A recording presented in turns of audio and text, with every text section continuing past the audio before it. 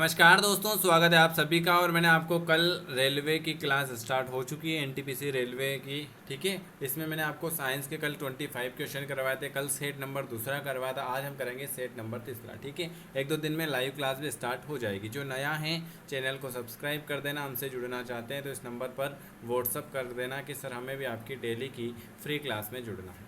Railway SSC है ना, इनकी क्लासेस स्टार्ट हो जाएगी लाइव क्लास एक दो दिन में। इससे पहले आपकी आज रिकॉर्डेड क्लास है, तो आप कमेंट करके ज़रूर बताना। आपके कमेंट से ही पता चलता है कि आपको वीडियो कैसा लगा। ठीक है, चलिए पहला क्वेश्चन। आइंस्टीन के E बराबर MC2 समीकरण में C का जो है, C को आप क्या कहोगे बताइए। पहले क्वेश्चन का आंसर, आइंस्टीन के E बराबर MC2 समीकरण में C को आप क्या कहोगे, तो उसे हम कहते हैं C मतलब प्रकाश गति का। चलिए अगले नंबर का क्वेश्चन दूसरा। स्थिर या गति ऊर्जा में स्थिर या गति अवस्था में परिवर्तन का प्रतिरोध करने की एक वस्तु की प्रवृत्ति को क्या कहते हो, उसे हम कहते हैं जड़त्व। स्थिर या गति अवस्था में परिवर्तन का प्रतिरोध करने की एक वस्तु की प्रवृत्ति को हम कहते हैं जड़त्व कहें। एक मजदूर 10 केजी का सामान भूमि से उठाकर 1.2 मीटर ऊपर अपने सिर पर रखता है। उसके द्वारा सामान पर किए गए काम की गणना करें। जी ग्राम जो होता है 10 मीटर सेकंड। बताइए।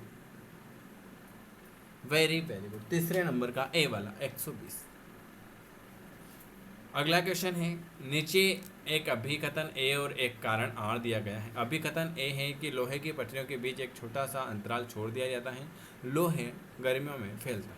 इसमें से आपको बताना है कौन सा सही हो जाएगा। ए सही है लेकिन आर गलत है नहीं, ए गलत है लेकिन आर सही नहीं। ए और आर, लोहे की पटरियों के बीच एक छोटा सा अंतराल होता है, आपने देखा होगा, बिल्कुल सही है। लोहा गर्मियों में फैलता है, ये भी सही है। तो ऑप्शन आपका ए और आर दोनों सही है, और आर जो है ए की उचित व्याख्या करेगा। दंत चिकित्सक अवतल दर्पण का उपयोग करते हैं क्योंकि इस पर निर्मित प्रतिबिंब जो होता है वो कैसा होता है। दंत चिकित्सक अवतल दर्पण का उपयोग करते हैं क्योंकि इस पर निर्मित प्रतिबिंब जो होता है वो आपका होता है आभासी और बड़ा होगा। क्या होगा? आभासी और बड़ा होगा।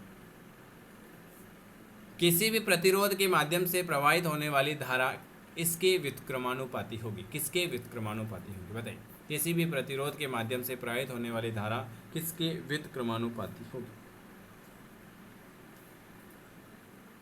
Very very good. 6 नंबर का बी वाला, प्रतिरोध के, किसके? प्रतिरोध के व्युत्क्रमानुपाती हो। अगला क्वेश्चन क्या लिखा है? 7वें नंबर का क्वेश्चन, ध्वनि किस रूप में यात्रा करती है। ध्वनि जो है वो किस रूप में यात्रा करेगी। ध्वनि किस रूप में यात्रा करेगी। ध्वनि अनुदैर्घ्य तरंग के रूप में, अनुदैर्घ्य तरंग के रूप में ध्वनि जो होती है वो अनुदैर्घ्य तरंग के रूप में यात्रा करती है। अनुदैर्घ्य, अनुप्रस्थ नहीं। ऑप्शन आपका बी वाला जाए। अगले नंबर का क्वेश्चन आपके सामने क्या लिखा हुआ है? कौन सा धातु ऑक्साइड एक उभयधर्मी ऑक्साइड है। कौन सा धातु ऑक्साइड एक उभयधर्मी ऑक्साइड है।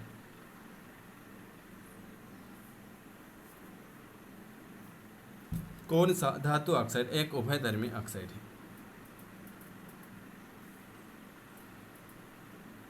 Very very good. 8वें नंबर का बिल्कुल आपका बी वाला आ जाएगा, एल्यूमिनियम आ जाएगा। कौन सा आ जाएगा? एल्यूमिनियम जो है ये उभयधर्मी ऑक्साइड है। अगला क्वेश्चन क्या लिखा हुआ है आपके सामने? अगला क्वेश्चन आपके सामने लिखा हुआ है, जलीय विलयन में किसी भी अम्ल या क्षार में क्या परिवर्तित होता है। जलीय विलयन में किसी भी अम्ल या क्षार में क्या परिवर्तित होगा। जलीय विलयन में 9 नंबर का बिल्कुल आपका ए, क्षार जल में OH आयन निर्मित करते हैं। जलीय विलयन में किसी भी अम्ल या क्षार में जो परिवर्तित होता है कि क्षार जो होता है जल में OH आयन निर्मित करता है। संक्रमण तत्व क्या होता है। संक्रमण तत्व क्या होगा। संक्रमण तत्व क्या होगा? 10वें नंबर का संक्रमण, वह तत्व जिसमें दो सबसे बाहरी शेल अधूरे होते हैं उसे हम कहते हैं संक्रमण तत्व।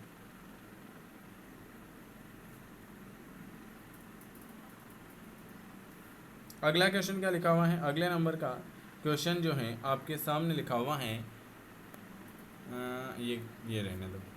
स्टील में कार्बन का प्रतिरूप क्या होगा? स्टील में कार्बन का प्रतिरोध क्या होगा? स्टील में कार्बन का प्रतिरोध जो हो जाएगा वो आपका कौन सा हो जाएगा? 12 नंबर ए वाला आ जाएगा। 0.1 से 1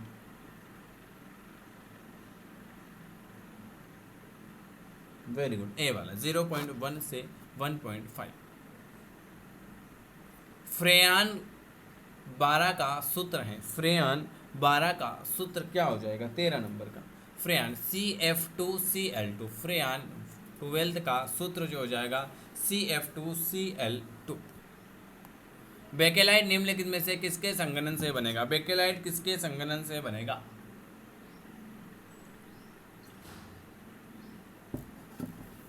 बेकेलाइट किसके संघनन से बनेगा? बेकेलाइट जो है वो आपका बनेगा बी वाला जाएगा, फिनाल तथा फार्मेल्डिहाइड से बनेगा। पेट्रोलियम एक मिश्रण है, पेट्रोलियम एक मिश्रण है, पेट्रोलियम एक मिश्रण है, वो पेट्रोलियम एक मिश्रण है जो हाइड्रोकार्बन का बना होता है। निम्नलिखित में से कौन सा घटक पत्तियों को हरा रंग प्रदान करेगा? निम्न में से कौन सा घटक पत्तियों को हरा रंग प्रदान करेगा? Chlorophyll, chlorophyll. एक पादप जिनका जीन प्रारूप AABBCC में स्वपरागण होने पर F2 पीढ़ी का लक्षण प्रारूप क्या हो जाएगा? F2 पीढ़ी का लक्षण प्रारूप जो हो जाएगा वो हो जाएगा 3:1 हो जाएगा। एक पादप जिनका जीन प्रारूप AABBCC में स्वपरागण होता है तो F2 पीढ़ी में लक्षण प्रारूप जो हो जाएगा वो आ जाएगा 3:1 आ जाएगा। सूची पहली को सूची सेकंड के साथ सुमेलित करना है और सूचियों में नीचे दिए गए कूट का प्रयोग करना है। बताइए।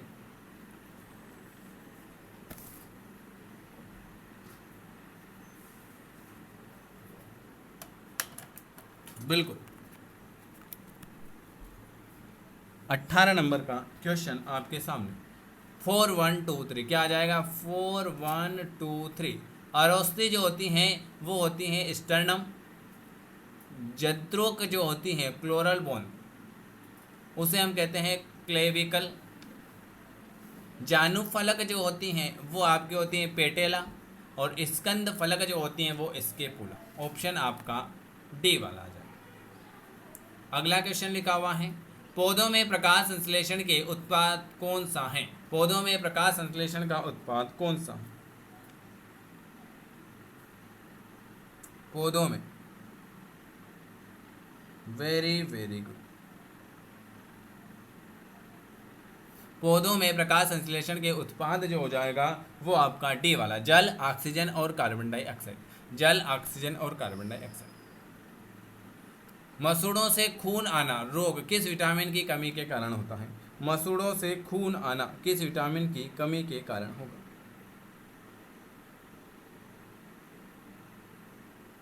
वेरी गुड, मसूड़ों से खून आना किस विटामिन की कमी के कारण होगा?